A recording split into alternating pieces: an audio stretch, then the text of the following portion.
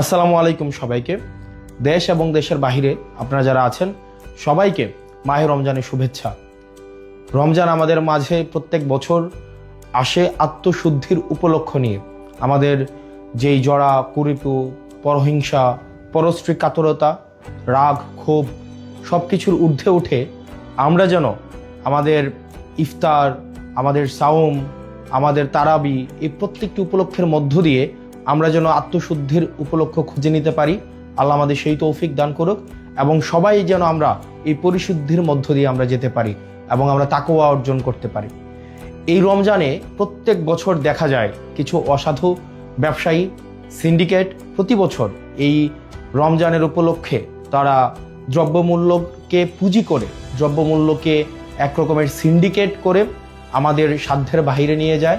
আমাদের জনগণের যেই সাধ্যমূল্যের বাহিরে এই আমাদের নিত্য প্রয়োজনীয় যে বিষয়গুলো রয়েছে, ছোলা, মুড়ি, তেল এবং নিত্য প্রয়োজনীয় যে বিষয়গুলো রয়েছে, তেল, গ্যাস, এই প্রত্যেকটি বিষয়কে দেখা যায় সিন্ডিকেট করে সাধারণ জনগণের সাধ্যের বাহিরে নিয়ে যায়।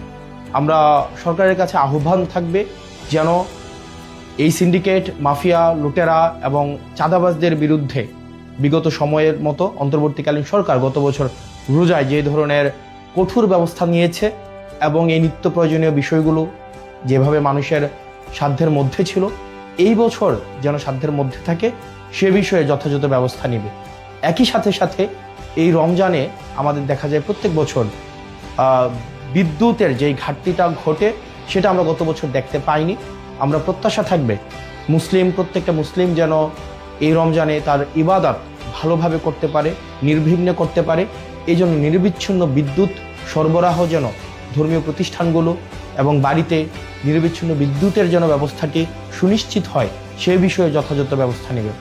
আপনারা দেশে এবং বিদেশে যারা আছেন এই রমজান উপলক্ষে আমাদের মধ্যে যেই ধরনের নেতিবাচক বিষয়গুলো রয়েছে সেগুলো অতিক্রম করে বাংলাদেশের জন্য, প্রত্যেকটি মানুষের জন্য আমরা যেন ইতিবাচকতার বার্তা নিয়ে আসতে পারি। আল্লাহ আমাদের সেই তৌফিক দান করুক। সবাই ভালো থাকেন, সুস্থ থাকেন। রমজান আমাদের মধ্যে রহমত এবং বরকত নিয়ে আসুক। আসসালামু আলাইকুম ওয়া রাহমাতুল্লাহি ওয়া বারাকাতুহু।